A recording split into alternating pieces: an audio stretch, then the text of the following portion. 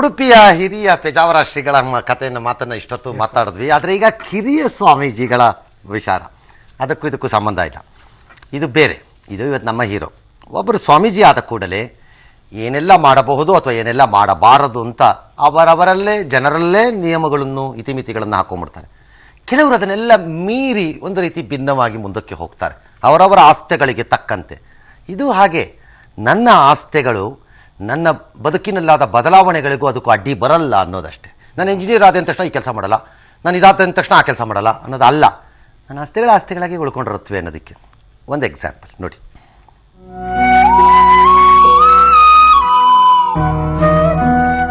ಮೂರು ಹೊತ್ತು ಪೂಜೆ ಮಾಡೋದು, ಭಕ್ತರು ಸೇರಿದಾಗ ಪ್ರವಚನ ಮಾಡಿ 4 ಸದ್ವಿಚಾರಗಳನ್ನ ಹೇಳಿ ಧರ್ಮ ಪ್ರಚಾರ ಮಾಡೋದು ಸ್ವಾಮೀಜಿಗಳ ಕೆಲಸ.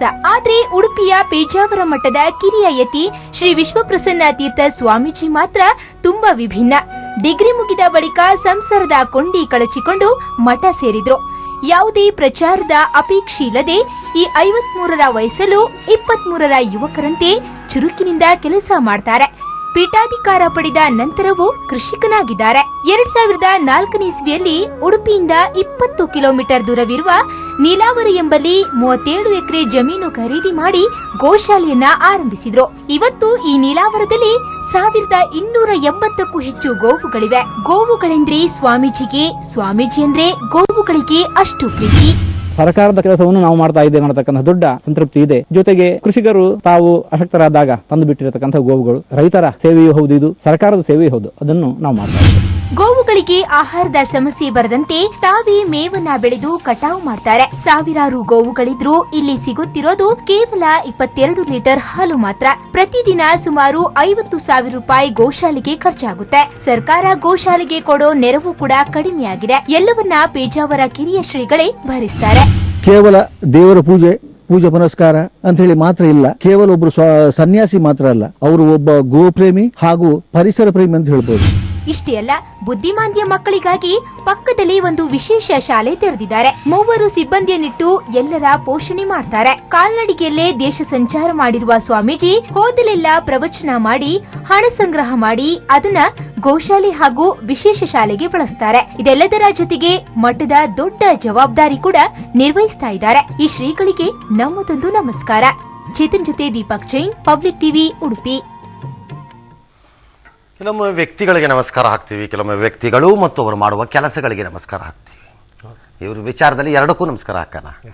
All right. ಈ ಕುರಿತಂತೆ ಮಾತನಾಡೋದಕ್ಕೆ ಶ್ರೀ ಕಿರಿಯ ಯತಿಗಳಾಗಿರುವಂಥ ಪೇಜಾವರ ಮಠದ ಕಿರಿಯ ಯತಿಗಳಂತ ಶ್ರೀ ವಿಶ್ವಪ್ರಸನ್ನ ತೀರ್ಥ ಸ್ವಾಮೀಜಿಗಳು ನಮ್ಮ ಜೊತೆ ನೇರ ಸಂಪರ್ಕದಲ್ಲಿದ್ದಾರೆ.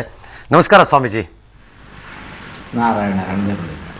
ನನಗೆ ಭಾಳ ಆಶ್ಚರ್ಯ ಮತ್ತು ಸಂತೋಷ ಆಗ್ತಾ ಇದೆ. ಈ ನಿಮ್ಮ ಎಲ್ಲ ಕೆಲಸ ಕಾರ್ಯಗಳಿಗೆ ಪ್ರೇರಣೆ ಏನು? ಯಾಕೆ ಮಾಡ್ಬೇಕದನ್ನ? ಆರಾಮಾಗಿರ್ಬೋದಿತ್ತಲ್ಲ ನಿಮ್ಮ ಪಾಡಿಗೆ ನೀವು? ಈ ರೀತಿಯಾಗಿ ನಾನಾ ಬಗೆಯ ಕಾರ್ಯಗಳಲ್ಲಿ ತೊಡಗಿಸಿಕೊಳ್ಳುವುದೇ ಬಹಳ ಆರಾಮ ಅಂತ ಅನಿಸುತ್ತೆ. ಒಂದೆಡೆ ಸುಮ್ಮನೆ ಕೂಡೋದು ಅದು ಬೇಸರ ತರಿಸುತ್ತೆ. ಸುಮ್ಮನೆ ಕೂರೋದು ಅಂತ ಯಾರು ಅನ್ಕೊಳ್ಳಲ್ವಲ್ಲ. ನಿಮ್ಗೆ ಬೆಳಗ್ಗೆ ಎದ್ಮೇಲೆ ಕೆಲಸ ಇರುತ್ತೆ, ನಿಮ್ಮೆಲ್ಲ ದೈನಂದಿನ ಕೆಲಸಗಳನ್ನು ಮುಗಿಸ್ಕೊಂಡು ಪೂಜೆ ಮಾಡಬೇಕು, ಭಕ್ತಾದಿಗಳು ಬರ್ತಿರ್ತಾರೆ, ಮಾತಾಡಿಸ್ಬೇಕು, ಅದೇ ಫುಲ್ ಟೈಮ್ ಜಾಬ್ ಅಂತ ಬಹಳ ಜನ ಹೇಳ್ತಾರೆ. ಇವತ್ತೇ ಈ ಜವಾಬ್ದಾರಿಯು ತುಂಬಾ ದೊಡ್ಡದಾಗಿದೆ. ಮಠಕ್ಕೆ ಬಂದ ಭಕ್ತರನ್ನು ಗುರುಗಳು ಅಲ್ಲಿ ನಿಂತುಕೊಂಡು ಅವರ ಯೋಗಕ್ಷೇಮಗಳನ್ನು ವಿಚಾರಿಸ್ತಾರೆ. ಗುರುಗಳೇ ಕೊಟ್ಟಿರತಕ್ಕಂತಹ ಈ ಗೋಶಾಲೆಯ ನಿರ್ವಹಣೆ, ಇನ್ನು ಅನೇಕ ಜವಾಬ್ದಾರಿಗಳಿದ್ದಾವೆ. ಅದನ್ನು ಒಂದೆಡೆಯಿಂದ ನಾವು ಮಾಡ್ತಾ ಬರ್ತಾ ಇದ್ದೇವೆ. ಗೋಶಾಲೆ ನನ್ಗೆ ಅರ್ಥ ಆಗತ್ತೆ. ಕೃಷ್ಣ ಮಠ ಅಂತಂದ ಮೇಲೆ ಗೋಶಾಲೆ, ಗೋವಿನ ವಿಚಾರದಲ್ಲಿರ್ಬೋದಾದಂಥ ಒಂದು ಹೆಚ್ಚಿನ ಪ್ರೀತಿ ಸಹಜವಾಗಿ ಕಾಣಿಸುತ್ತೆ ನನಗೆ ಕೃಷ್ಣ ಮಠದಲ್ಲಿ. ಆದರೆ ನನ್ನ ಪ್ರಶ್ನೆ, ಈ ಕೃಷಿಯಲ್ಲಿ ಬಂದಿರುವ ಖುಷಿ ಹೇಗದು? ಪೂರ್ವಾಶ್ರಮದಲ್ಲಿ ನಮ್ಮ ಮನೆತನ ಅದು ವೈದಿಕ ಮನೆತನವೂ ಹೌದು, ಜೊತೆಗೆ ಕೃಷಿಕ ಕುಟುಂಬವೂ ಹೌದು. ನಾವು ನಮ್ಮ ಎಳವೆಯಲ್ಲಿ ಈಗಲೂ ಇನ್ನು ಪ್ರೈಮರಿ ಸ್ಕೂಲಿಗೆ ಹೋಗ್ತಾ ಇದ್ದಂತಹ ವಯಸ್ಸಿನಲ್ಲೂ ಕೂಡ ನಿತ್ಯ ನಾನಾ ಬಗೆಯ ಕೃಷಿ ಚಟುವಟಿಕೆಗಳಲ್ಲಿ ನಮ್ಮ ಮನೆಯ ಹಿರಿಯರ ಜೊತೆಗೆ ನಾವು ಜೊತೆಯಾಗಿ ಬೆರೆತವರು.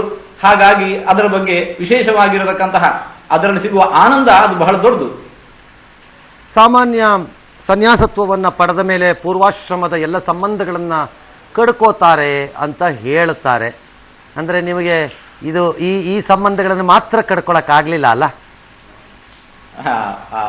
ಕೆಲವು ವಿದ್ಯೆಗಳು ಅಂತ ಏನಿರ್ತಾವೆ ಬಾಹ್ಯ ಸಂಬಂಧವನ್ನು ಕಂಡುಕೊಳ್ಬಹುದು, ಆದರೆ ಈ ವಿದ್ಯೆಯನ್ನು ನಾವು ಪಡೆದುಕೊಂಡದ್ದನ್ನು ಅದನ್ನು ಬಿಡಬಾರದಂತೆ, ಅದು ಬಿಡ್ಲಿಕ್ಕೆ ಆಗ್ತಾ ಇಲ್ಲ. ಸಹಜವಾಗಿ ಅದು ಜೊತೆಗೆ ಹರಿದು ಬರ್ತಾ ಇದೆ. ಸರಿ, ಸ್ವಾಮೀಜಿಗಳು ಅಂದರೆ ಹೀಗೆ ಇರಬೇಕು, ಸ್ವಾಮೀಜಿಗಳು ಅಂದರೆ ಈ ರೀತಿ ನಿಯಮ ಪಾಲನೆಗಳಲ್ಲೇ ಇರಬೇಕು, ಈ ರೀತಿ ಮಾಡುವುದರಿಂದ ಒಂದು ರೀತಿ ಸ್ವಾಮೀಜಿ ಮತ್ತು ಪೀಠಕ್ಕೆ ಒಂದು ರೀತಿಯ ಗೌರವವನ್ನೇ ಕಡಿಮೆ ಮಾಡಬಹುದು ಅನ್ನೋ ಭಾವನೆಯೂ ಕೆಲವರಲ್ಲಿ ಇದೆ ಅಲ್ವಾ? ಮಾಡಬಾರದ ಕಾರ್ಯಗಳನ್ನು ಮಾಡಬಾರದು, ಅವಶ್ಯ ಮಾಡಬೇಕಾದ ಕಾರ್ಯಗಳನ್ನು ಮಾಡಲೇಬೇಕು. ಅದು ಶಾಸ್ತ್ರ ವಿಚಾರಗಳಿಗೆ ವಿರೋಧವಾಗದ ರೀತಿಯಲ್ಲಿ ನಮ್ಮನ್ನು ನಾವು ಸಮಾಜಮುಖಿಯಾಗಿ ಹೆಚ್ಚಿನ ಕಾರ್ಯಗಳು ತೊಡಗಿಸಿಕೊಳ್ಳಲು ಸಾಧ್ಯ ಇದೆ. ಸ್ವಾಮೀಜಿಗಳು ಮಾಡೋದ್ರಿಂದ ಸಾಮಾನ್ಯವಾಗಿ ನಮ್ಮ ಜನ, ಹಿಂದೆ ನನಗೆ ಆದಿಚುಂಚನಗಿರಿಯವರು ಒಂದು ಮಾತನ್ನು ಹೇಳ್ತಾ ಇದ್ರು, ಗಿಡಗಳನ್ನು ನೆಡುವಂತಹ ಒಂದು ಬೃಹತ್ ಕಾರ್ಯಕ್ಕೆ ಅವರು ಕೈ ಹಾಕಿದ್ರು. ಆಗ ಅವರು ದೊಡ್ಡವರು, ನಾನು ಹೇಳ್ತಿದ್ದು ಬಾಲಗಂಗಾಧರನಾಥ ಸ್ವಾಮಿಗಳನ್ನು ಹೇಳ್ತಾ ಇರೋದು, ಅವರು ಹೇಳ್ತಿದ್ರು, ನಾನು ಯಾಕೆ ಇದಕ್ಕೆ ಕೈ ಹಾಕದೆ ಅಂದರೆ ಯಾರ್ಯಾರೋ ಒಂದು ಗಿಡ ಕೊಟ್ಟರೆ ನಮ್ಮ ಜನ ನೆಡದೇ ಇರ್ಬೋದು, ಆದರೆ ಒಬ್ಬರು ಸ್ವಾಮೀಜಿ ಒಂದು ಗಿಡವನ್ನು ಕೊಟ್ಟರೆ ಅದನ್ನು ಭಕ್ತಿ ಮತ್ತು ಭಕ್ತಿ ಭಾವನೆಯಿಂದ ನೆಡ್ತಾರೆ ಅನ್ನೋ ನಂಬಿಕೆ ನನಗಿದೆ. ಹಾಗಾಗಿ ಎಲ್ಲ ಸ್ವಾಮೀಜಿಗಳನ್ನ ಸೇರಿಸ್ತಾ ಇದ್ದೀನಿ ಈ ಕಾರ್ಯಕ್ಕೆ ನಾನು ಅಂತ ಹೇಳ್ತಿದ್ರು. ಹಾಗಾಗಿ ನೀವು ಮಾಡುವ ಈ ಕೃಷಿ ಕೆಲಸವೋ ಅಥವಾ ಗೋರಕ್ಷಣೆಯ ಕೆಲಸವೋ ಯಾರನ್ನಾದರೂ ಪ್ರೇರೇಪಿಸಿರುವಂತಹ ಘಟನೆಗಳು ನಿಮ್ಮ ಗಮನಕ್ಕೆ ಬಂದಿದೆಯಾ? ಸಹಸ್ರಾರು ಮಂದಿಗೆ ಹಾಗಾಗಿದೆ. ಯಾಕೆ ಅಂತಂದ್ರೆ ಸಾವಿರಾರು ಗೋವುಗಳ ಪೋಷಣೆ ಇದು ಇವತ್ತು ನಡೀತಾ ಇದೆ ಏನಿದೆ, ಅದು ಒಬ್ಬ ನಮ್ಮ ಪ್ರಯತ್ನದಿಂದ ಅಲ್ಲ. ನಾಡಿನಾದ್ಯಂತ ಈ ವಿಚಾರದಲ್ಲಿ ಸಹಮತವುಳ್ಳಂತಹ ಸಾವಿರಾರು ಮಂದಿ ಪ್ರತಿನಿತ್ಯ ನಾನಾ ಬಗೆಯಲ್ಲಿ ಕೈ ಜೋಡಿಸಿದ್ದರಿಂದಾಗಿ ಇಷ್ಟು ದೊಡ್ಡ ಸೇವೆ, ಅದು ಗೋಸೇವೆ ಇದ್ದಿರಬಹುದು, ಅಥವಾ ಆ ಬುದ್ಧಿಮಾಂದ್ಯ ಮಕ್ಕಳ ಸೇವೆ ಇದ್ದಿರಬಹುದು, ಅಥವಾ ಇನ್ನೂ ಅನೇಕ ಕಾರ್ಯಗಳು ಚಟುವಟಿಕೆಗಳು ನಡೀತಾ ಇದ್ದಾವೆ, ಸಾಮಾಜಿಕ ಕಾರ್ಯಗಳು, ಅದೆಲ್ಲವೂ ಕೂಡ ಸಮಾಜದ ಎಲ್ಲರ ಸಹಕಾರದಿಂದ ನಡೀತಾ ಇದೆ ಹೊರತು ಒಬ್ಬ ನಮ್ಮಿಂದ ಅಲ್ಲೇ ಅಲ್ಲ. ಈ ಬುದ್ಧಿಮಾಂದ್ಯ ಮಕ್ಕಳು ನೀವು ಹೋದಾಗ ನಿಮ್ಮನ್ನು ಗುರುತಿಸ್ತಾರ? ಅವಶ್ಯ ಗುರುತಿಸ್ತಾರೆ.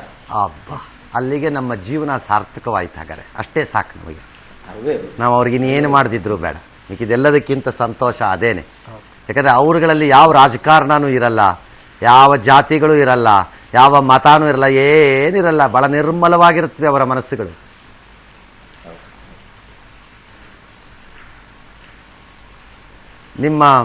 ನಿಮ್ಮ ಈ ಕಾರ್ಯವನ್ನು ನಾವು ಹೇಗೆ ಹೇಳಬೇಕು ಅಂತ ಗೊತ್ತಾಗ್ತಿಲ್ಲ. ನನಗಂತೂ ಒಂದು ಸಂತೋಷ ಏನು ಅಂದರೆ, ಸ್ವಾಮೀಜಿಗಳು ಸನ್ಯಾಸತ್ವವನ್ನು ಪಡೆದವರು ಹೀಗೂ ಇರಬಹುದು ಅಂತ ಒಂದು ಗೆರೆ, ಒಂದು ಮಾದರಿ ಹಾಕ್ತಾ ಇದ್ದೀರಿ. ಕೃಷಿ ಕ್ಷೇತ್ರದಲ್ಲಿ ಭಾಳ ಜನ ಸ್ವಾಮೀಜಿಗಳು ಸನ್ಯಾಸತ್ವ ಪಡೆದವರು ಕೆಲಸ ಮಾಡಿರೋದು ಉಂಟು, ಚಿತ್ರದುರ್ಗದಲ್ಲಿ ಮತ್ತೊಂದು ಕಡೆ ಇದರ ಕಡೆಯೆಲ್ಲ ಉಂಟದು. ಆದರೆ ಮಾಡಿದ್ದೀರಿ. ನಂದು ಒಂದೇ ಒಂದು ಅಭಿಲಾಷೆ ಇವತ್ತು ನಿಮ್ಮನ್ನು ಪರಿಚಯಿಸ್ತಿರೋದು ನಿಮ್ಮನ್ನು ರಾಜ್ಯಕ್ಕೆ ಪರಿಚಯ ಮಾಡಲಿಕ್ಕಲ್ಲ, ನನಗಂಥ ಭ್ರಮೆನೂ ಇಲ್ಲ, ನಿಮ್ಮನ್ನು ಪರಿಚಯ ಮಾಡಬೇಕು ಅನ್ನೋ ಭ್ರಮೆ ಅಲ್ಲ ನನ್ನದು. ಆದರೆ ನಿಮ್ಮ ಬಾಯಿಂದ ಬರುವ ಮಾತುಗಳಿಂದ ಒಂದಿಷ್ಟು ಜನ ಪ್ರೇರೇಪಿತರಾಗಿ ಅವರವರ ಪ್ರದೇಶದಲ್ಲಿ ಏನಾದರೂ ಈ ರೀತಿ ಕೆಲಸಗಳನ್ನು ಹಮ್ಮಿಕೊಂಡ್ರೆ ನೀವು ಮಾಡ್ತಿರೋ ಕೆಲಸಕ್ಕೂ ಸಾರ್ಥಕತೆ ಇನ್ನೂ ಹೆಚ್ಚು ಬರುತ್ತೆ, ಮತ್ತು ಅದಕ್ಕೊಂದು ಮೌಲ್ಯನೂ ಹೆಚ್ಚಾಗತ್ತೆ ಅನ್ನೋ ಒಂದೇ ಕಾರಣಕ್ಕೆ ತಂದ್ವಿ. ನಮ್ಮ ಇದನ್ನು ಒಪ್ಪಿ ನೀವು ಮಾತನಾಡಿದ್ದಕ್ಕೆ ನಮಗೂ ಅಷ್ಟೇ ಸಂತೋಷ. ನಿಮಗೊಂದು ನಮಸ್ಕಾರ.